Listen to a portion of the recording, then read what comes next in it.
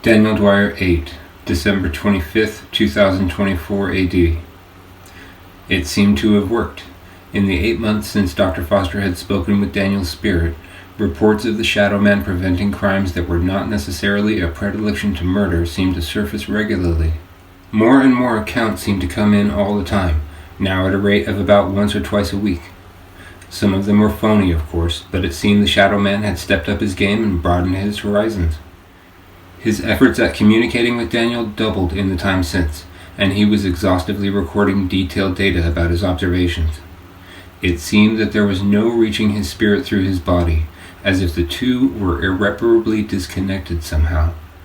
The doctor reasoned that Daniel's spirit must be within him while he is awake, since it seems that it does not leave him unless he sleeps, and continued to no avail to attempt to contact his spirit through his waking form. He would never succeed in his attempts to establish contact, and would only ever see Daniel's spirit with his own eyes once more, on the occasion of his death.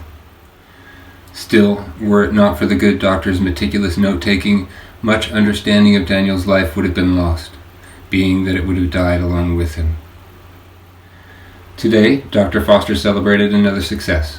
Reportedly, the spirit had thwarted the attempted armed carjacking of an 81-year-old man named Jimmy, and he hadn't killed the perpetrator. He'd allegedly conked him over the head just hard enough to knock him out. Then he reportedly just disappeared. The old man, Jimmy Whitaker was his name, called the police and they'd arrived within minutes.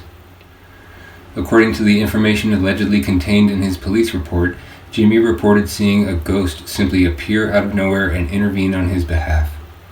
This was a potentially deadly crime, and Daniel had left no corpses behind. It seemed his message had gotten through. It seemed Daniel had listened. "Merry Christmas, Jimmy," said the doctor, toasting the air with his shot of whiskey. He had done his good deed for the week, and satisfied with himself, he decided to turn in. The glow of the Christmas lights he'd hung across the trim of the house dimly shone through the living room windows. The lonely Christmas tree had but 6 gifts beneath it. One of them was a bottle of whiskey the doctor had bought, wrapped, and placed under the tree for himself. The other 5 were all new clothes for Daniel, clothes he thought that Daniel might like. Dr. Foster refused to give up hope that there was some semblance of a personality behind his patient's monotonous affect, right up until the end. Daniel slept in the next room, and yet Daniel was really miles away. He was with the child. Daniel Dwyer was everyone, but for some reason unknown to him, unsuspected by him, it seemed that he had become more Nathaniel Reddington than anyone else. There was something special about the child, something different. Daniel visited him regularly at night when the thing couldn't sleep, and would console him when he was scared or in pain. He was completely distraught when the poor thing had started teething, and he could do nothing of great consequence to soothe his pain, and was always relieved when the poor boy's mother, Amanda, would come to retrieve him.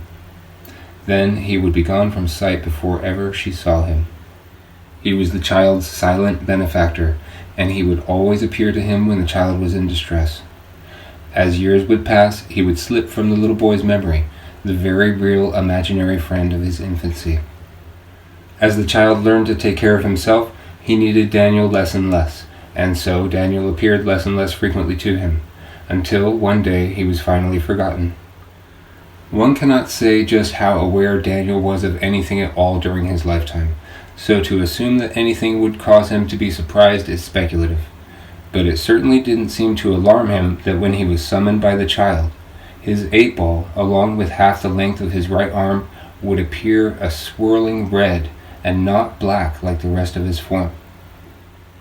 It can't be said for certain whether or not Daniel even noticed, being that he was blind in his spirit form. Little Nathaniel Reddington was now 16 months old, and he was getting to be a big boy according to what everybody told him. He had cried at the start of the Christmas festivities that morning, which had gotten a chuckle from both his parents, but then lightened right up when he saw the brightly colored little tidbits that spilled out of his stocking as his mom dumped it out for him. Once he got the feel for what was happening, he started having a good old time. It was a happy Christmas for little Nathaniel. He was a binky baby, and his pacifier was literally starting to fall apart. His mother had repeatedly stated that it was time to get rid of it. Throughout the whole day, he only took it out of his mouth a few times, as it was the way it had been most days of his life. The new pacifier he had gotten that day as a Christmas gift was an affront to him. He didn't need a better pacifier, as his parents had named it.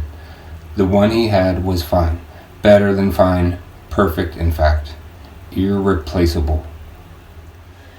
He was amazed just how easy it was to entertain the adults, both his parents and the Christmas visitors. When music played, he would do his dance, which consisted of little more than holding the edge of a piece of furniture and bobbing up and down. It thrilled him that his performance was always met with praise and applause.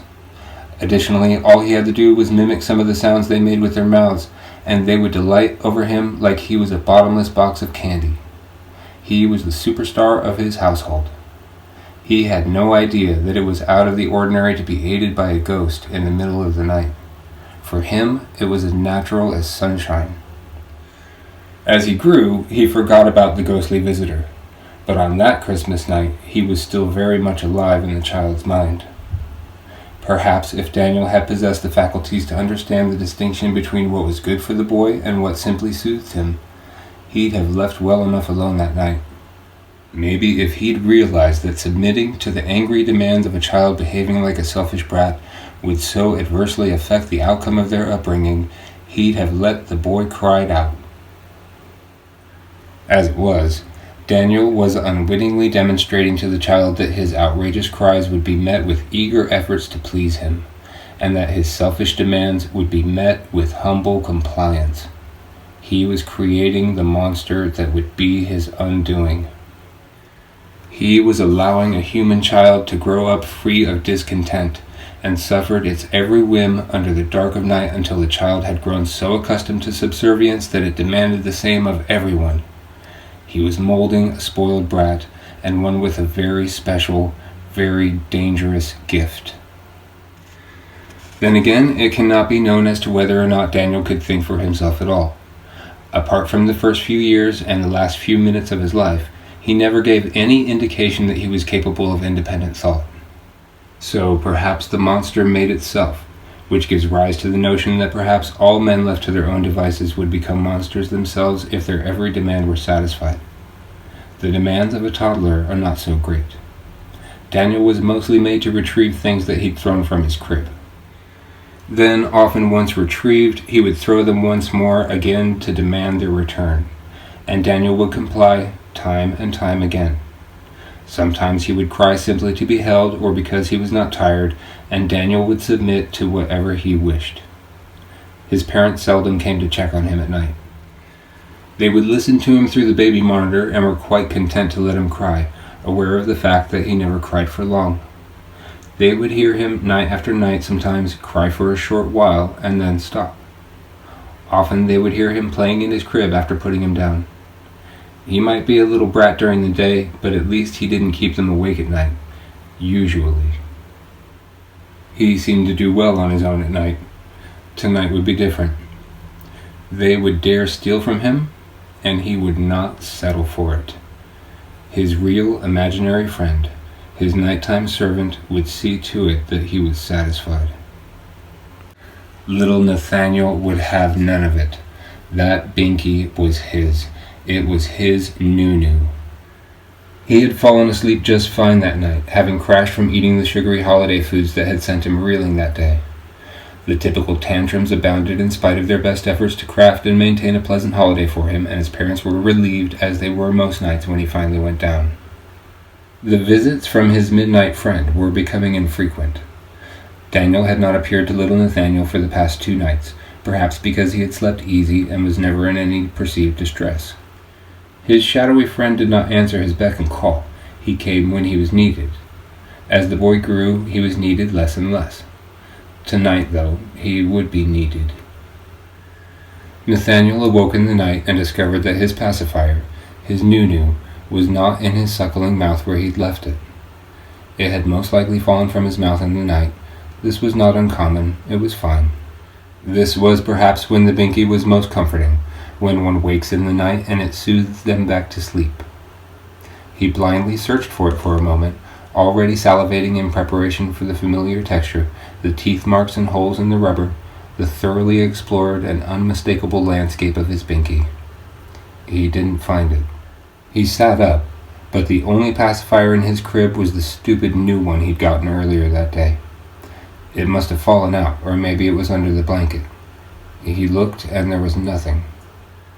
At first he started whimpering, thinking that his inability to find it was due to his own failure to keep hold of it, and lamenting his position of loss, believing that it was his doing that had caused its disappearance, that he'd lost it. He was feeling self-pity for being without it and humiliation that he had lost it. The crib and the binky must have conspired somehow to conceal it. There was no other explanation unless he had been robbed. After a few minutes of his whimpering being ignored, he concluded that he hadn't lost it after all. He stood, shook the bars of the crib, and started into a screaming cry intentionally aimed at the baby monitor speaker, saying, "I want my Nunu! Nunu!"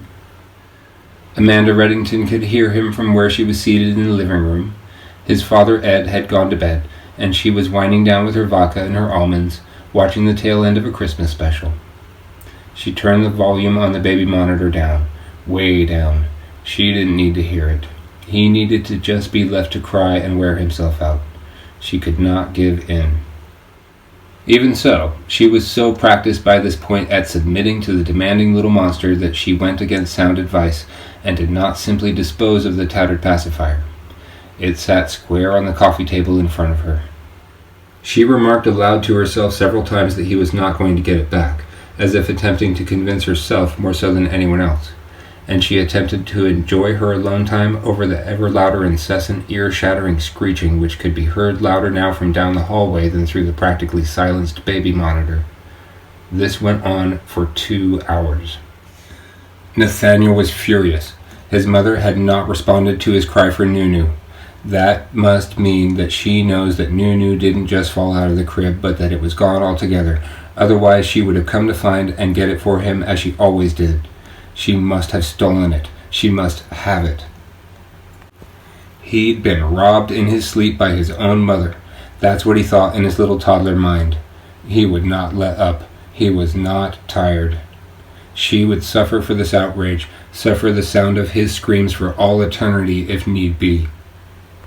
He would relent only when Nunu had been returned.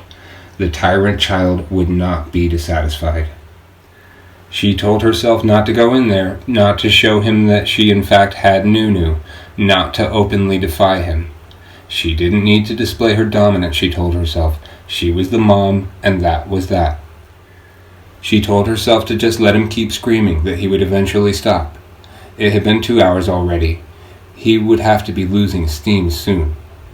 She told herself lots of things, but it didn't stop her from breaking down and doing exactly what she told herself not to do not 20 minutes later. With a fucking brat, Amanda swiped the ratty binky from the coffee table and stormed down the hall toward his room. She swung the door open wide and marched straight up to the crib where her son stood, face completely red from all the yelling, still screaming for Nunu. She picked up the new pacifier from where he'd thrown it on the floor and showed him both Nunu and the imposter, holding one on a flat palm in either hand just out of his reach.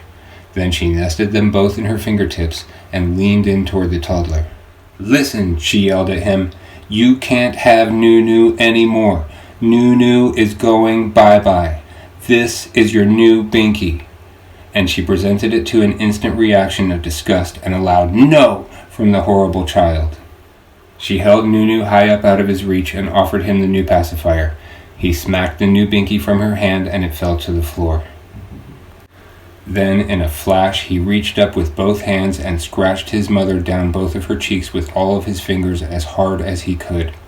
She actually had to push him away to get him off of her, and he fell back in his crib, back against the bars on the far side. She started crying right away, not only in pain from what he had done to her face, which now had little trickles of blood oozing up to the surface from where he'd scratched her, but from all of the pent-up frustration she'd been holding inside from having to deal with such a terror day after day. "You little shit!" she yelled as she stooped and picked up the new binky. "Now you don't get either of them!" She turned around, intent on exiting, slamming the door, taking a muscle relaxer, going to sleep, and saying to hell with the little face-scratching ass bastard. But she was stopped dead in her tracks. Something was there. It wasn't someone, it was something, and it was standing between her and the door. Its whole body was one astonishingly dark shade of black, except for its dimly glowing bright red arm. It had to have been over 6 feet tall, and it was in the shape of a man. At the end of its right arm, instead of a hand, it brandished a club, a sphere. It was not holding anything. It seemed his right hand was no hand at all, but a ball. The hand that was not a hand was glowing red, and the red seeped down the length of his arm, becoming less prominent with distance from the ball, fading to black entirely a few inches above the elbow, the reds and blacks swirling like mixing fluids where they interacted. She was stunned speechless, and remained frozen still. She had forgotten about her pain, even as the first drop of blood fell from her left cheek onto her bare foot. She couldn't move. She was too frightened, couldn't make a sound. She was too scared. She didn't even register the sound of the continuing uproar from her bratty little child, even as it still blasted into her ears.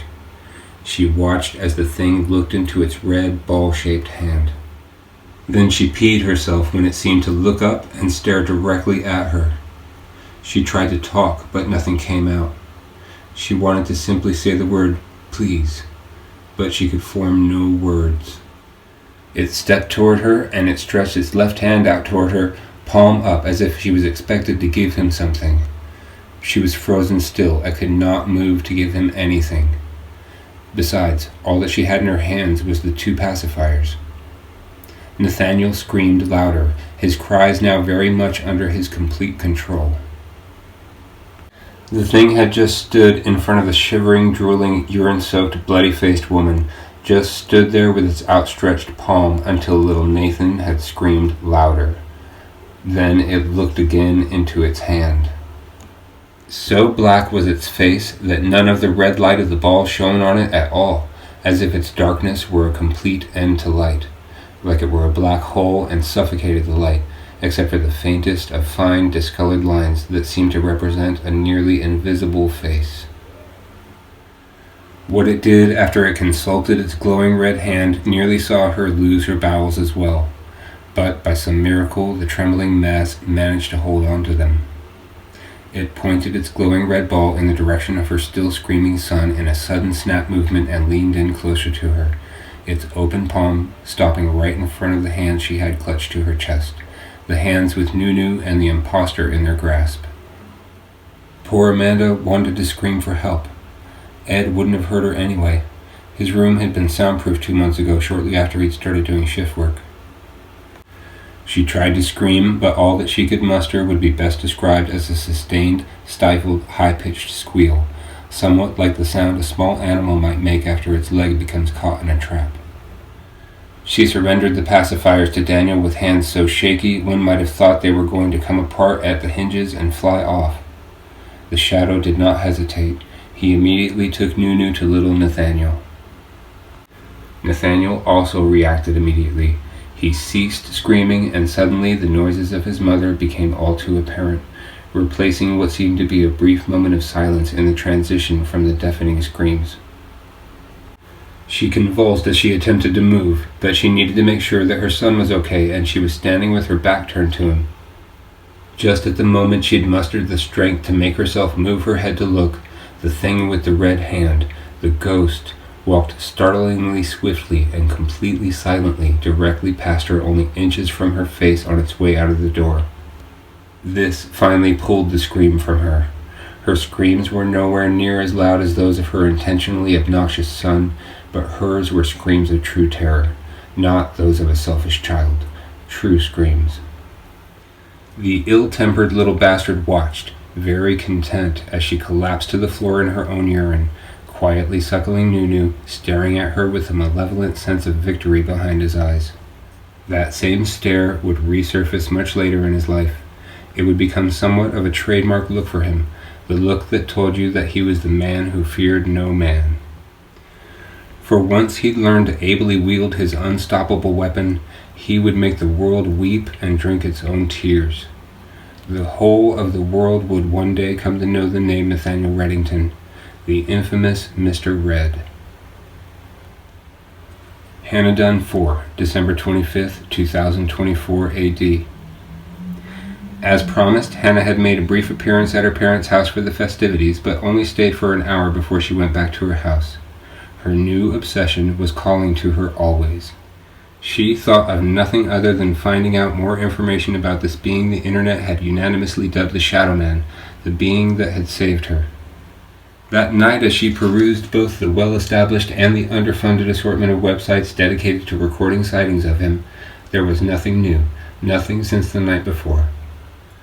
It was the same Christmas night that he was rescuing a pacifier for an undeserving child from a terrified mother only 3 miles away from her. It was Christmas, and she didn't want any material gifts. She just wanted information. Thank goodness for the internet. Not only was she able to share her story, but she could also use the forums of the sites to reach out to other survivors who'd been saved, at least reportedly. In the 9 months since Daniel had come to her rescue, she'd plastered her inquiries pretty much anywhere anyone could have, but she had only as of then yet been contacted by one person who seemed legitimate enough to arrange a meeting with. He was just some creep who had looked up her name and found pictures of her on the internet and faked a story to try and meet her. That did not end well for him. Hannah was usually polite, but she was abrupt when it was appropriate, and she had given that guy one heck of a piece of her mind when she started asking for details about his story, and it became apparent very quickly that he was lying. She wrote everything down as she interviewed him, but when it became obvious that reconciling little inconsistencies in his story led to little white lies from his mouth, she closed the book.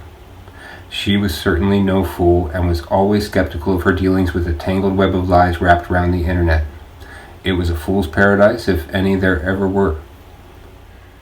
However, it seemed that the world had given her a Christmas gift after all. She didn't even need to open the email to know it was legit, and her heart didn't even wait to read it to start thumping in her chest. The email was from Leroy Watkins, under a corporate address with the bill of a company called Right Scripts. She had read about him before. He was the real deal, another survivor. She opened and read the email, having to resist the urge to jump up and down at her desk in excitement before it even finished opening, poised to celebrate with a little victory hopping for if and when she read the good news. She had put it out there every way she knew how. She wanted to conduct interviews with other survivors, visit locations of sightings, look for evidence of his existence, and examine any indicators of his presence, whatever they are and wherever they might take her. She jumped for joy and couldn't help but giggle as she read that he would happily consent not only to being interviewed, but that he would take her to the location of the incident and describe it all in as much detail as he can remember. He added that he too was fascinated by their common savior and would gladly be of aid to her, and he left his full contact information. He didn't even live that far away. She could get to him inside of an hour if she took the freeways and sped the whole time. But it was past 11 p.m. on Christmas night. Surely he would want to wait to meet at least until tomorrow. She sent a 4-word reply via email, simply, "Where can we meet?" She didn't expect an immediate response. The email he'd sent to her was already 4 hours old. He was probably asleep. She knew the name, but the story evaded memory, so she went to the Is the Shadow Man Real site and searched the articles for his name. There he was on page 14, Leroy Watkins. The headline read, "Leroy Watkins, age 50, rescued from a murderous arsonist by the Shadow Man." She remembered now. All she needed was the headline. That's who he was. He was the one the Shadow Man had saved from the fire. She reread the article thrice more, taking notes on her little stenographer's pad, thoroughly dissecting the details that could be gleaned from the written word, anxious to interview him personally. She had been working on a list of questions to ask potential interviewees, and she made sure to print out what she'd thus far compiled so as not to inadvertently miss the opportunity to get a great answer because she was foolish enough to forget to ask the right question. She reviewed the list, giggling quietly to herself. Hannah was hardly going to be able to sleep. To think, soon she would be meeting with another person like her, someone who had been saved, chosen by the vengeful spirit to be spared. It was the next best thing to seeing him again. She was a gifted painter, and once had many splendid displays of her creations donning the halls and walls of her home. Now, it seemed, all that she painted anymore were depictions of the dark spirit, and the paintings of him crowded not only what had been until recently the sparing bare parts of the walls, but had replaced most of her other works, and there were several more lined up in rows that had not yet been hung up. In several of them she had depicted him with a halo out of creative license, some even with wings. That was the way she saw him. She had never been a religious person, but she certainly was now. Only the religion she practiced was one all her own. Her love for him went far beyond hero worship. For she truly believed that he was always watching her and protecting her, ready to save her again if need be. To Hannah, Daniel Dwyer was the world, and yet she didn't even know his name or whether he was a flesh and blood human being or not. That was one of the questions on her list. Do you think that the Shadow Man is a real person? Every single person that she would interview in time, all but one, would reply with a roundabout, speculative, uncertain response. They would say, "I don't know, but," and then go on to stray from the facts and speculate the what-ifs and how's-abouts in circles. She was about to shut down her computer and try to get some rest when the email notification chime sounded. Leroy had replied. To her delight, his reply was, "Tomorrow evening works for me." She quite joyfully responded. Through their correspondence, it was arranged that they would meet at his house the next day at 6, and she couldn't wait. She stamped her feet and jumped around again, feeling as an exuberant, giddy, blossoming youth in waiting at 45. This was as close as she'd come thus far in her quest for answers. It was the best Christmas ever. The next day was two things. First, it was the longest day of her life. Then, it was the shortest.